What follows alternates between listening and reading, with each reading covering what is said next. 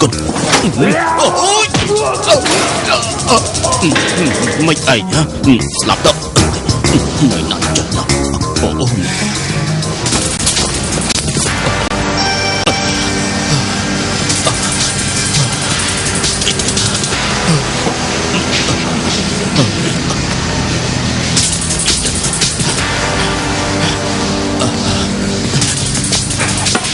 អរគុណកុំបារម្ភអីបានហើយខ្ញុំកំពុងទៅហើយណា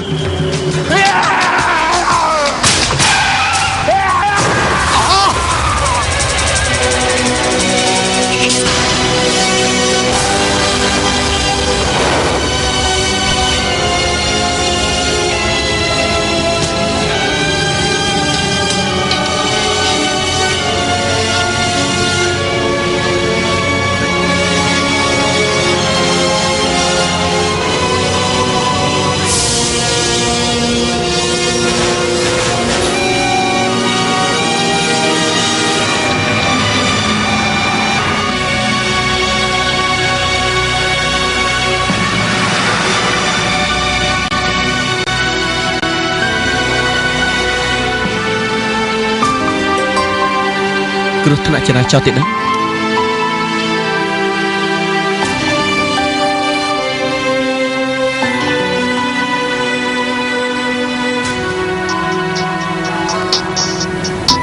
ស្អីគឺលប៉ាតា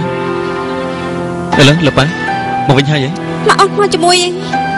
អូត្រែមកធាននៅក្បែរខ្លួនខ្ញុំមែនទេបានពួកខ្ញុំទៅវិញសិនតែទៀតជួបគ្នាបាយលប៉ានៅផ្ទះបងពួកយើងទៅវិញសិនកែបើសិនជាមកអង្គគាត់នៅតែមិននិយាយការពិតនោះតែគាត់ជាម៉េចហើយប្រហែលជាអង្គនិងលប៉ាអត់មានតំណែងនឹងគ្នាម៉េចបើនេះជាការពិតតែគាត់ធ្វើយ៉ាងម៉េចទៅគឺជាការពិតអូននៅតែជាអូនគឺមុធីជានារីដែលមានចិត្តស្មោះត្រង់ឆ្លៀសវៃក្លាហានស្លុតបងចំណុចនេះទោះជាមានរឿងអីកើតឡើងក៏ដោយក៏មិនអាចកែប្រែបានជាដាច់ខាតដូចជាបងចុះ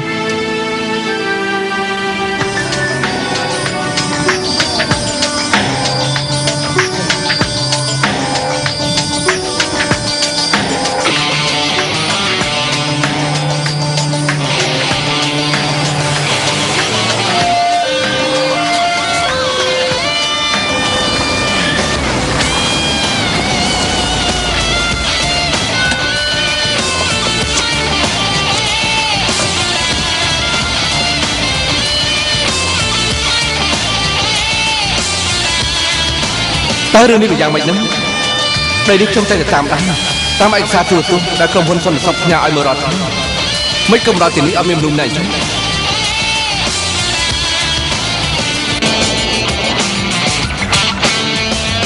Hello លេខាលីមែនទេខ្ញុំគឺទូនេះហើយឥឡូវលើកទួននេះព្រឹកនេះឲ្យខ្ញុំសុំទោសណា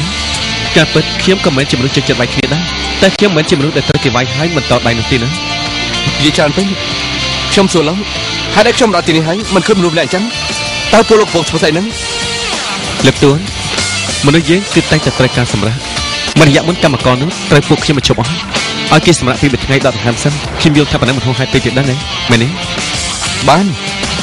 ឥឡូវលោកមកទីនេះមើលខ្ញុំចង់ឲ្យលោកបញ្ជាក់ប្រាប់ខ្ញុំនៅក្នុងឯកសារដែលពួកខ្ញុំចំណាយប្រាក់មកកម្មទិញយូនីតើមានរបស់អ្វីខ្លះខ្ញុំចង់ដឹងថាតើវាមានតម្លៃដល់ម្លឹងនេះខ្ញុំចាំឡើង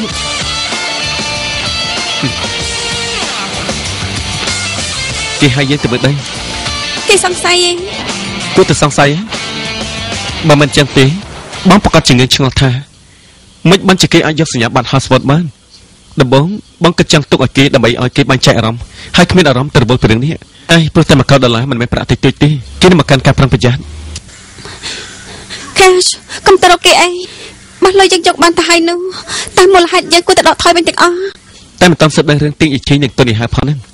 អូននៅសពតែម្នាក់ឯងបានហើយគ្មានការចាំបាច់យកគំនុំបកលអូទាំងអស់គ្នាតម្លាក់ទឹកនោះទេទឹកចិត្តចាបើនៅគាត់ទល់ជាមួយគេយ៉ាងម៉េចហើយម្យ៉ាងទៀតឥឡូវប៉ាក៏មកវិញដែរយើងអាចពិភាក្សាជាមួយគាត់តែគាត់ធ្វើយ៉ាងម៉េចមែនទេតែយើង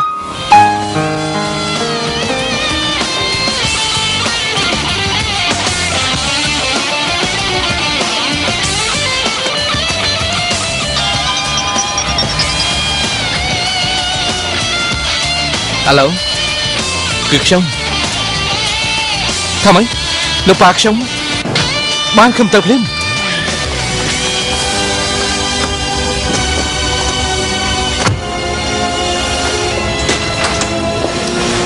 លោកប៉ាលោកប៉ា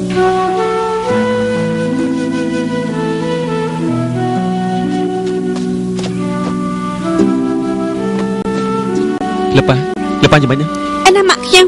មិនក៏មិនមកជាមួយប៉ាប្រហែលថ្ងៃនេះពួកឯងសុខសប្បាយទេហើយចំពោះរឿងកំណប់នោះជោគជ័យដែរទេ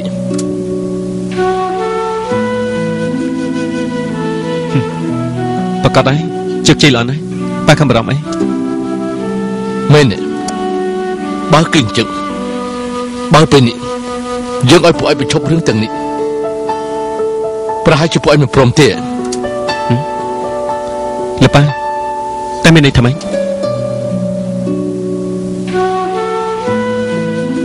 ម៉ាក់ខ្ញុំបានយកលុយនៅក្នុងធនាគារសូលីឲ្យប៉ាអស់ហើយមែនទេនៅក្នុងនោះលោកអំសុនប្រកាសជាមានលុយច្រើនណាស់មិនចឹងទេចំពោះប្រាក់តម្កល់ក្នុងធនាគារសូលីគឺជារឿងកំប្លែងមួយដែលសុនចៅលៀងលេខជាមួយពួកឯង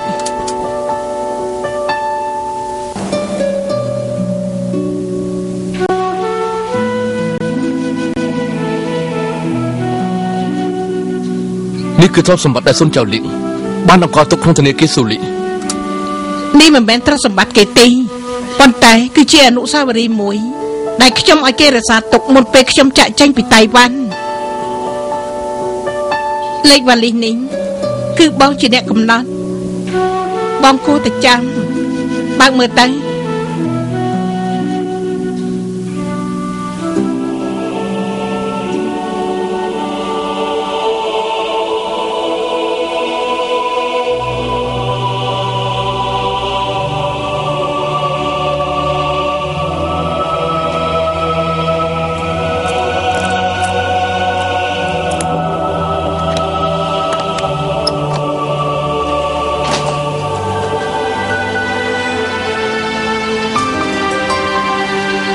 នៅទីនេះទាំងអស់ប្រាក់$10 លានដែលអូនយកទៅកាលពីមុន1សែនក៏អូនអត់ប៉ះពាល់ដែរគឺនៅទីនេះទាំងអស់បើដូច្នេះចុះហេតុអីក៏អូនមូលហេតុដែលអូនចាក់ចេញពីបងតែដើម្បីអ្វីក្នុងចិត្តបងមានចម្លើយហើយតែក្រែងបងតែងយល់ថាអូនចាក់ចេញពីបងគឺព្រោះតែលុយហ៎ទេបងជឿថាអូនមិនជំនួសបែបនេះទេការពិតបងមិនជឿអូនទេបើសិនជាបងជឿអូនមែនហេតុអីក៏បងមិនមករកអូនបងគ្រាន់តែប្រឈមមុខនឹងការពិតពីព្រោះនៅក្នុងចិត្តបងបានប្រកាសថាអូនចាក់ចេញពីបងដោយសារតែលុយមិនមែនទេអូនចាក់ចេញពីបងដោយមិននិយាយមួយម៉ាត់ហើយថែមទាំងបានយកប្រាក់សន្សំទៅទៀតតែចង់បងគិតយ៉ាងម៉េចតើបងនឹងចាំទេមុនពេលយើងសន្សំបាន$10 លាន